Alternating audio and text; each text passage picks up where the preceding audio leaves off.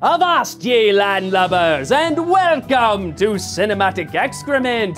I be your host for today's festivities, Captain Long John Thomas, and today I invite you to join me as we journey into the wild waters of the Caribbean. We will seek adventure, excitement, and thrills aplenty! Yarr! Though we probably won't find any of that because the subject of today's review is Cutthroat Island. Released in 1995, Cutthroat Island stars Gina Davis as female pirate Morgan Adams, and was directed by Rennie Harlin, her husband at the time, who thought his wife would make a good action star, despite being mostly known for comedies at the time. Mostly. Sadly, it not only failed to make Davis an action star, but pretty much killed her career entirely.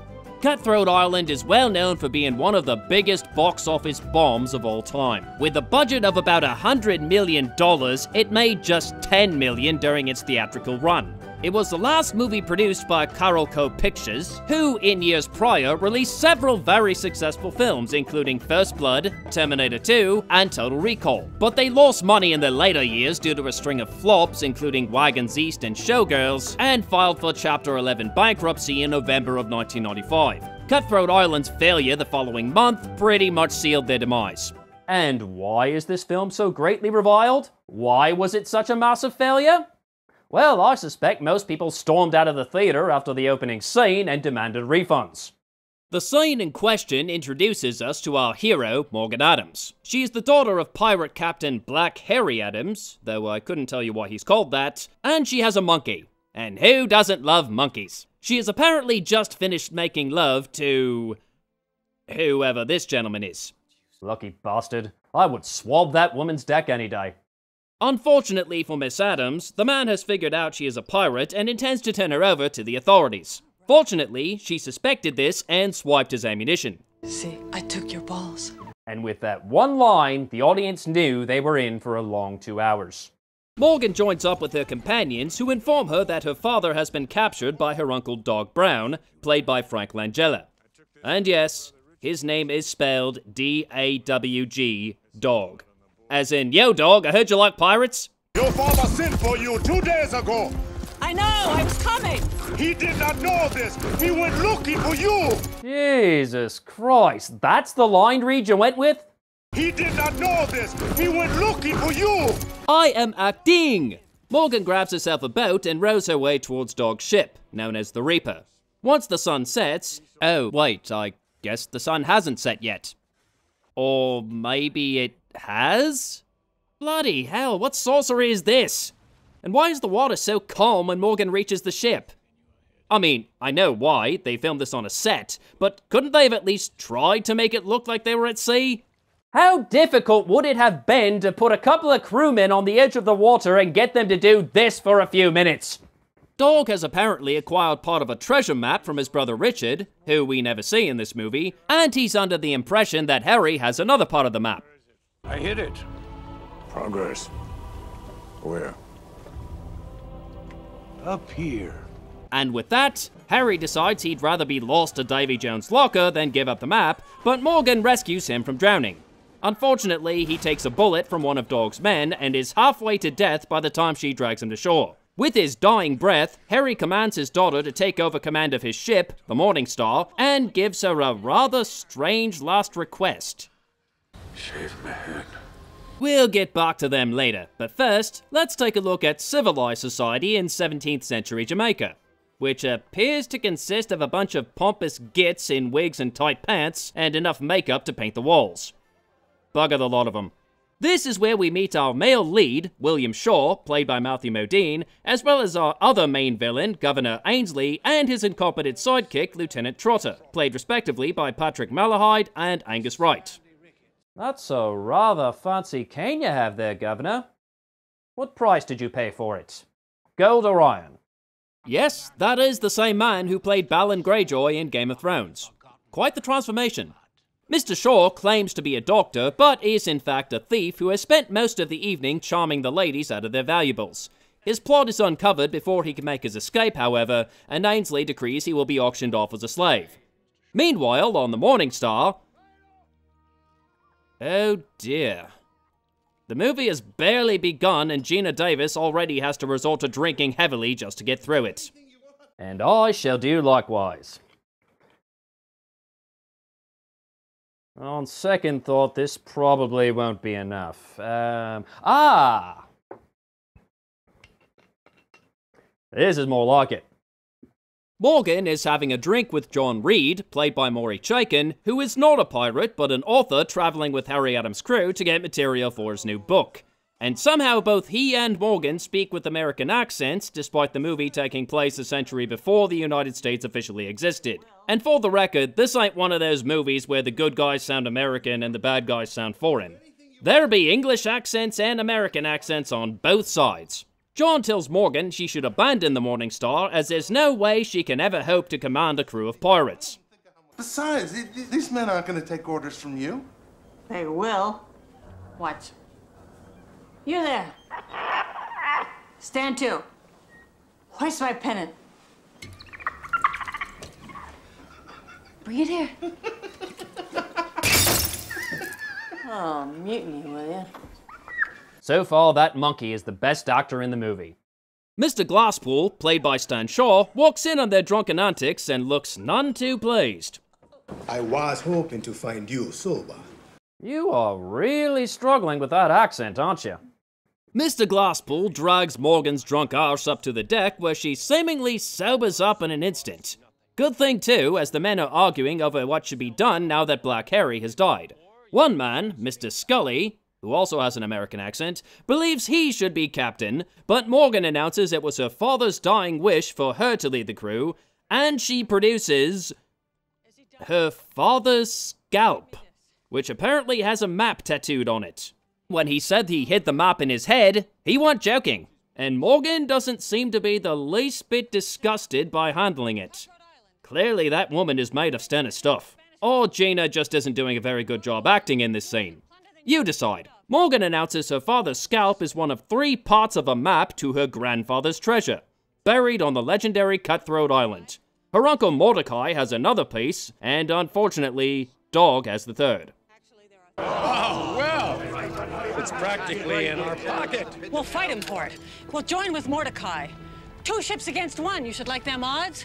Boy, the powers, Geena. You could at least attempt an accent. I'm attempting one. Your co-star Stan Shaw's attempting one. Neither of us are doing them very well, but at least we're making the effort. Now, you might think this scene is setting up a major theme for the movie. Morgan trying to be a pirate captain as a woman in a man's world, bombarded with sexism from all sides, but gradually overcoming this prejudice and winning the bastards over with strength, determination, and sheer force of will. And you'd be wrong. When Morgan announces she's standing for captain, some of the crew take issue with it, but only because of her plan to go after Dog. Her gender is never called into question.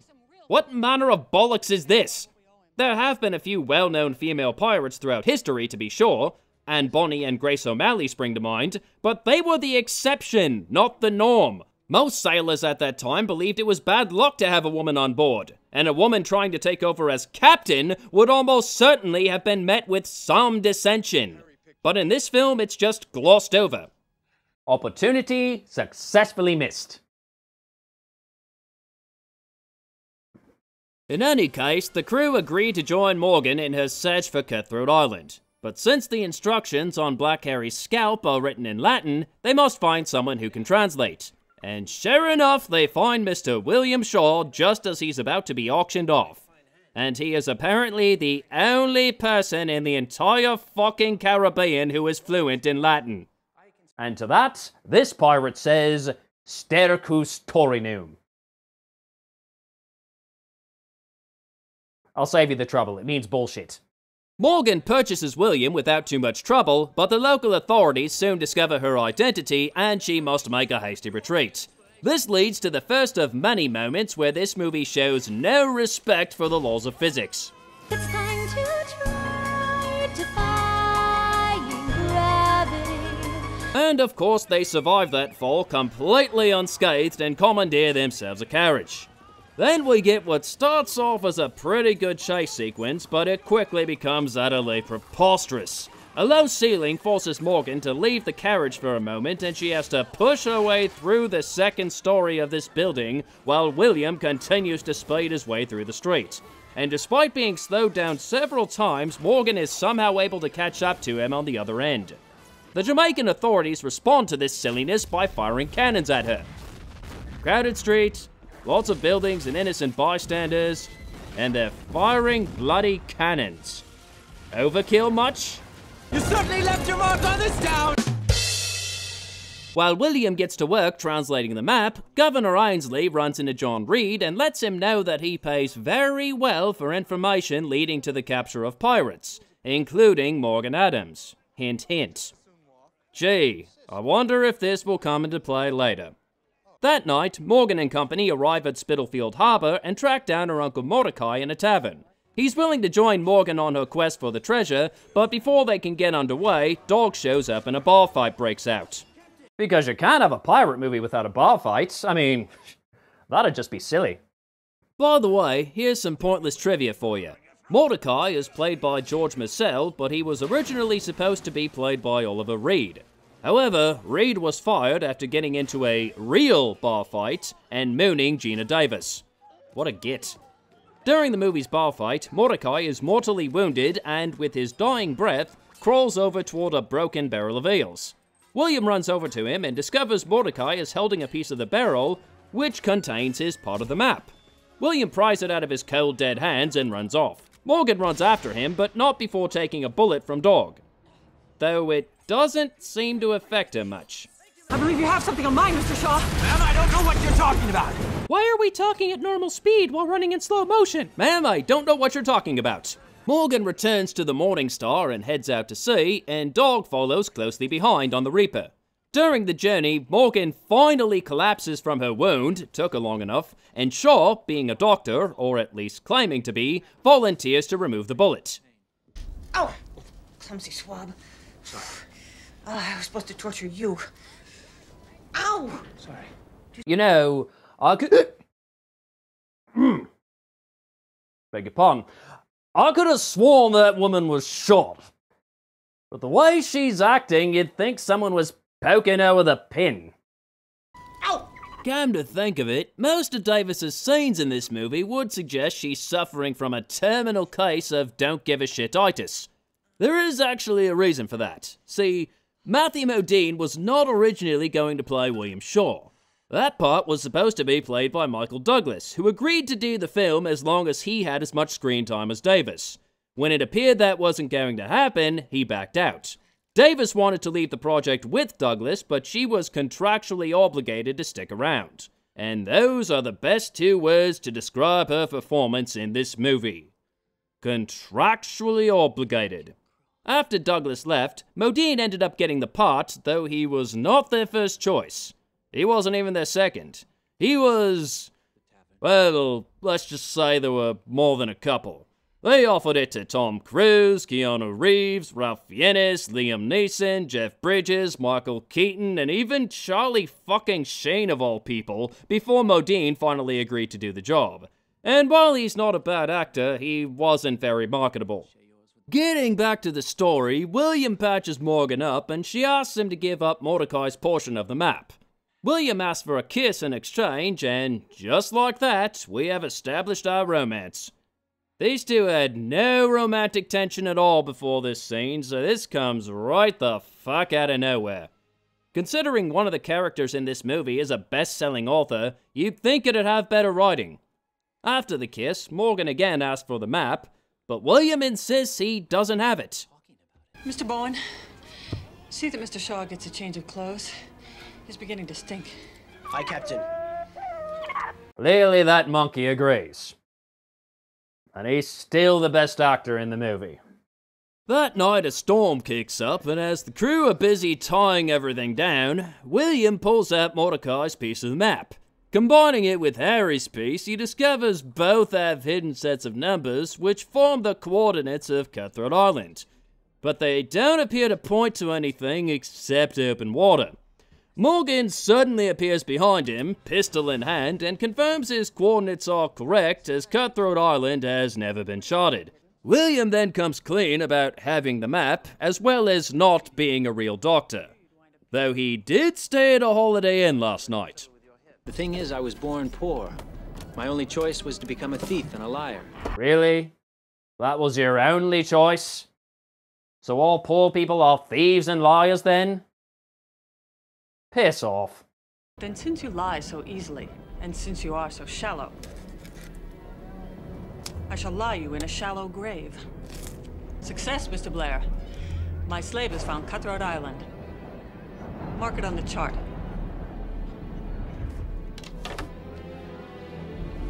And since I am so charitable, I will maroon you on a rock the size of this table instead of splattering your brains across my bulkhead, as you deserve.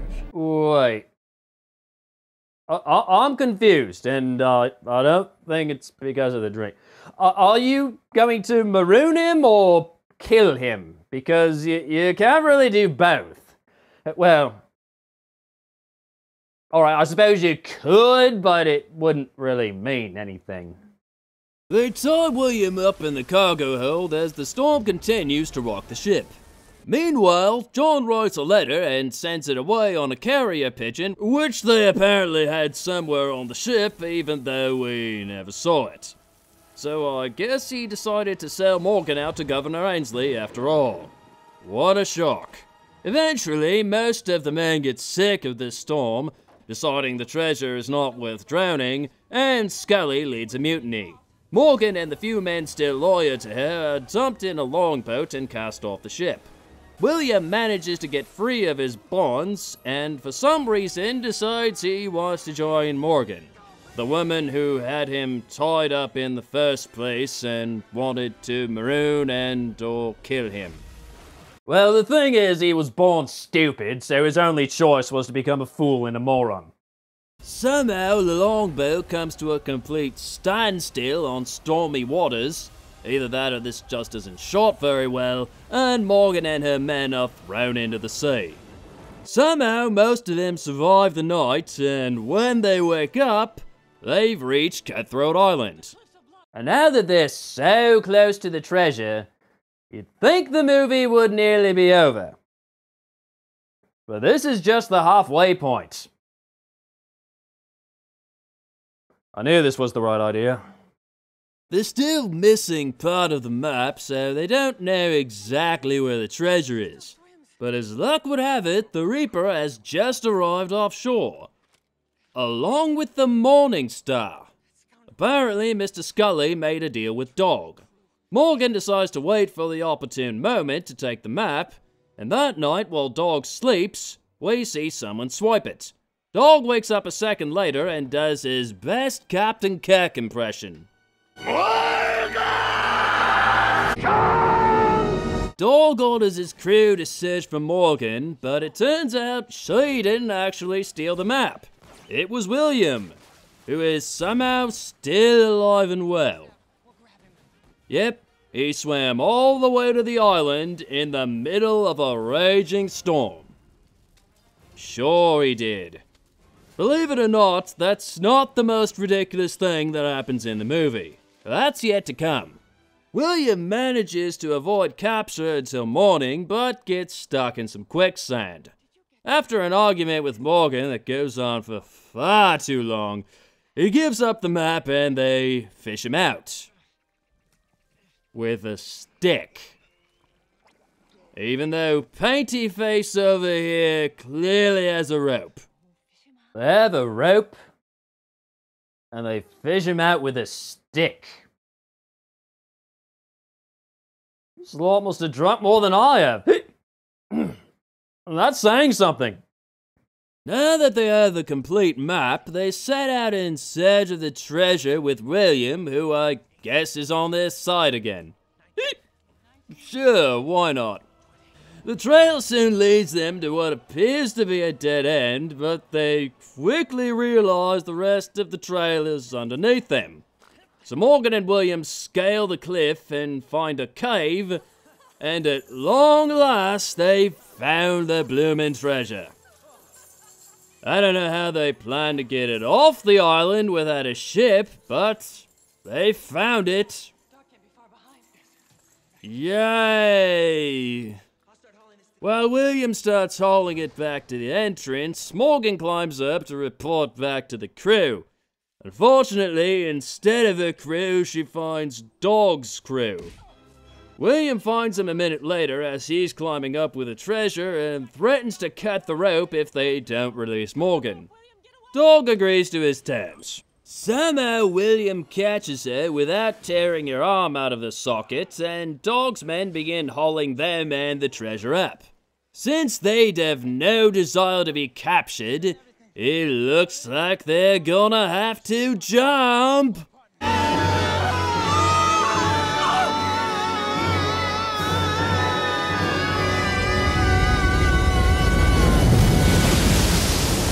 Well, they're dead. Oh, look, it's that John Reed guy. He's still in the movie? And wait a minute. He's alive? He's alive and he's barely got a scratch on him? No! No, I'm totally not. That's not a. There's no bleeding. Absolute. No.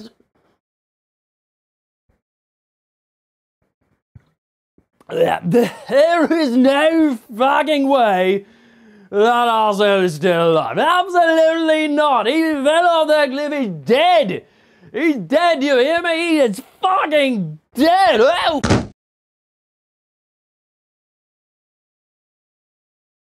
Hello, ground.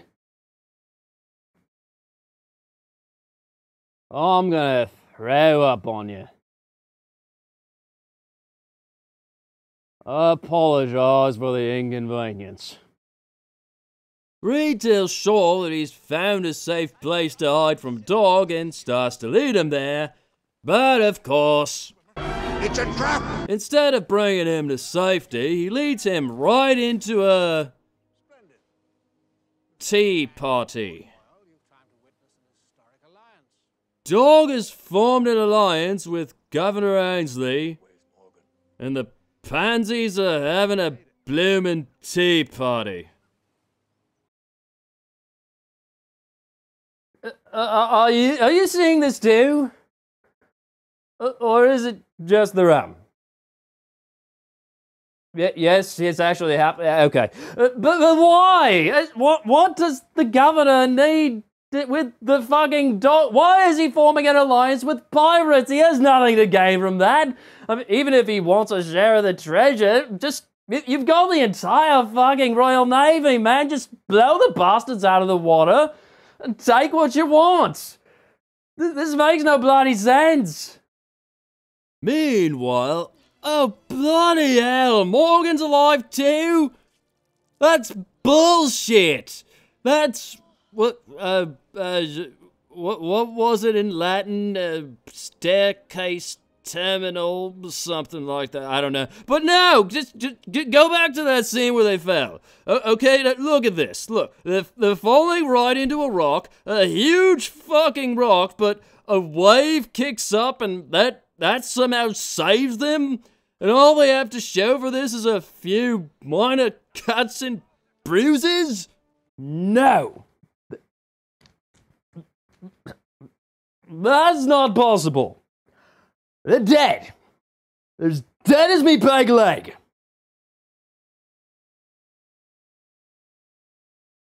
Oh, the camera's fixed. You're gonna have to take me word for it. With the treasure collected, the three ships head back to Port Royal. Ainsley decides to return on Dog's ship instead of his own because... actually, I have no idea. I guess it makes sense to keep an eye on Dog to make sure he doesn't backstab him, but why would he need to do that personally instead of just having some of his men handle it? He doesn't seem the type to get his hands dirty. I'm just saying. Morgan stows away on her own ship and frees her men, a little too easily I might add, and they reclaim the ship and cast the 10 cloaks into the sea. Oh, and the monkey survived. Yay, monkey! You are still my favorite character. You've seen what another captain's like. Will you take my orders now?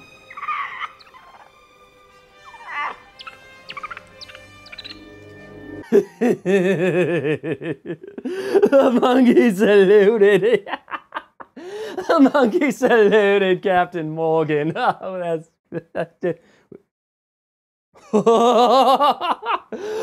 Captain Morgan. You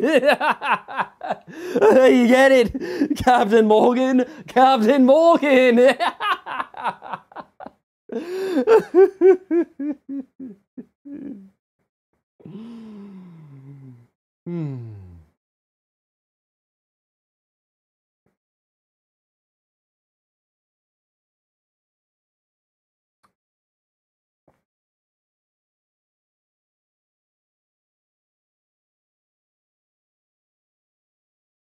Ooh, what were we talking about? Oh, right. So they just retook the ship and they start slowly gaining on Dog's ship, keeping the guns trained on Lieutenant Trotter and his men to keep him in line. Ainsley assumes Trotter is catching up because he's stupid and needs some help. But Dog has his suspicions and he tells his men to quietly prepare the cannons. He also asks the governor if they can hang Mr. Shaw right then and there, and Ainsley obliges. Sure enough, this prompts Painty Face to shoot the hangman, and the final battle begins. Because you can. Because you can. Because you can't have a pirate movie without two ships shooting the ever-loving shit out of each other. That's a law something. So the battle rages on. And on. And on. And on. And on. Seriously, this thing lasts for 20 fucking minutes. They shoot cannons at each other, they bring out the rifles, they board each other's ships and start sword fighting. And it just keeps going. And I love a good fight as much as anyone, believe me, but this just drags on for far too long. I love this! I love this! Well, at least he's enjoying himself. Glad someone is. What the fuck? Am I the only one saying this? Am I? I'm sorry to keep asking that, but there's a guy playing the violin during a fight scene. Bloody hell, this movie has become a self-parody at this point. This is just stupid. Oh, and that Stan Shaw guy is still struggling with his accent. There are so many, we are so few. Why don't you talk properly?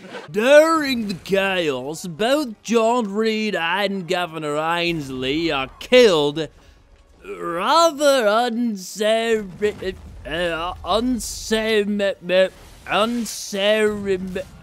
rather abruptly. I didn't even realize they'd been killed the first time I watched it, and I was sober then, honest. I must have blinked at the wrong time.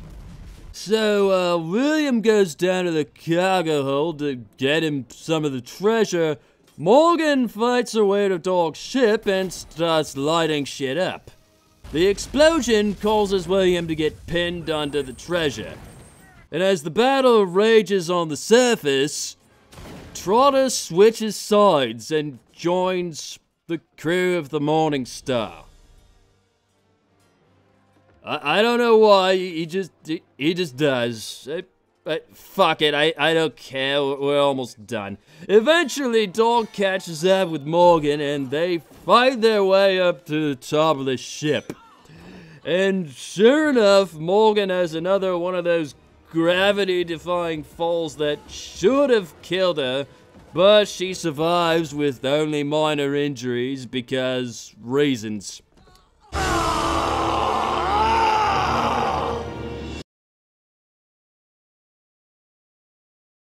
You know, between Gina's underacting and Frank's overacting,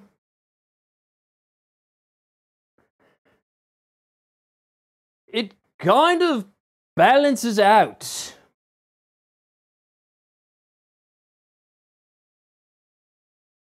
Unlike myself at the moment. Dog is after the injured Morgan, hoping to finish her off. But unfortunately for him, she's acquired herself a cannon. Bad dog. Oh, shut up. And instead of blasting Dog into several pieces like it should, the cannonball knocks him backwards through the wall and into the sea. See, that right there, that was the most ridiculous thing. I'll say the most ridiculous thing in the movie was coming up later, and that was it.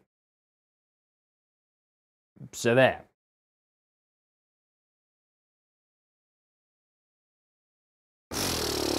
Morgan then frees William, and the two of them jump for it just as the Reaper is blown to smithereens. So everyone is safe and sound, but sadly they've lost the treasure. Oh wait, no. Of course they fucking haven't. Because just before the ship blew up, Morgan attached a marker barrel to the treasure. And somehow the barrel and the treasure itself survived this huge fucking explosion that turned the ship into splinters. We pirates have a word for this sort of thing.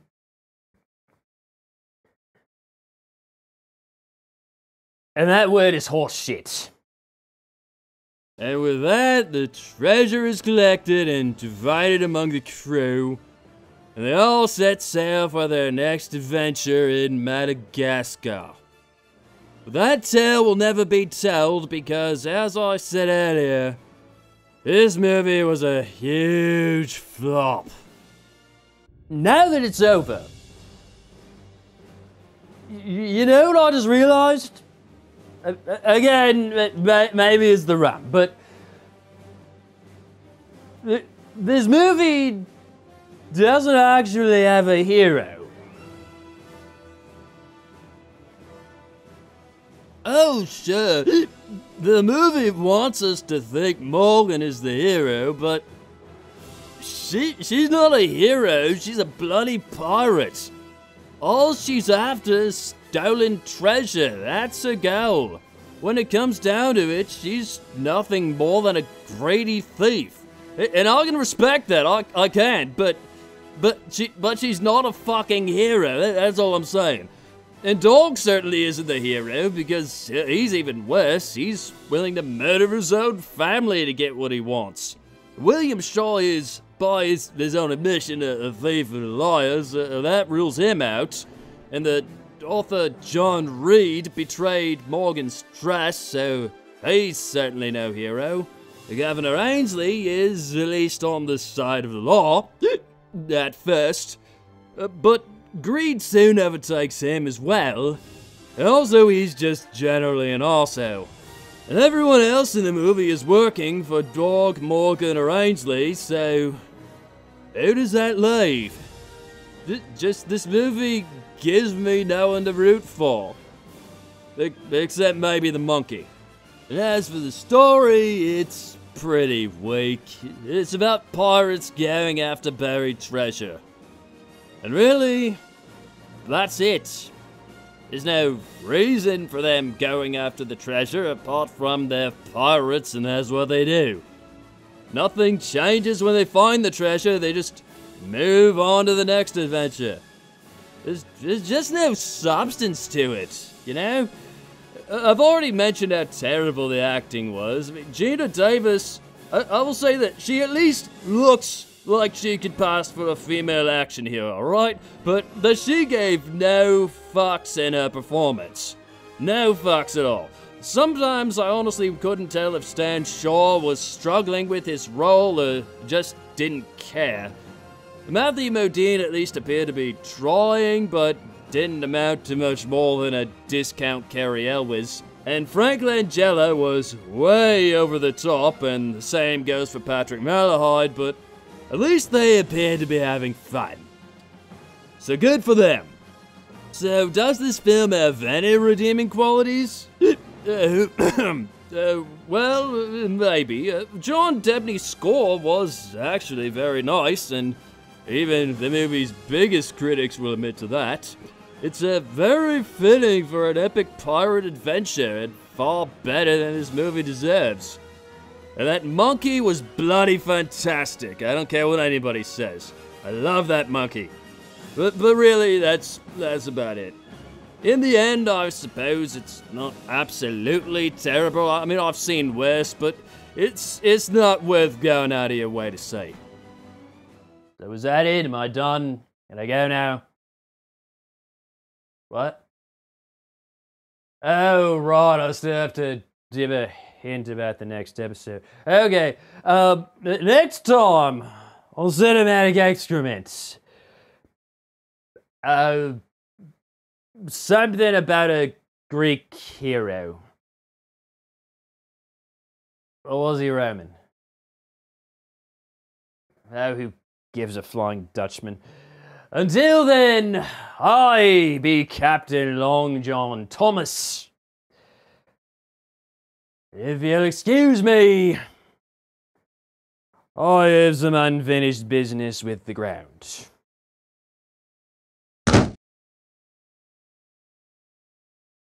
Hello again, ground. So sorry to have kept you waiting. Now, where were we?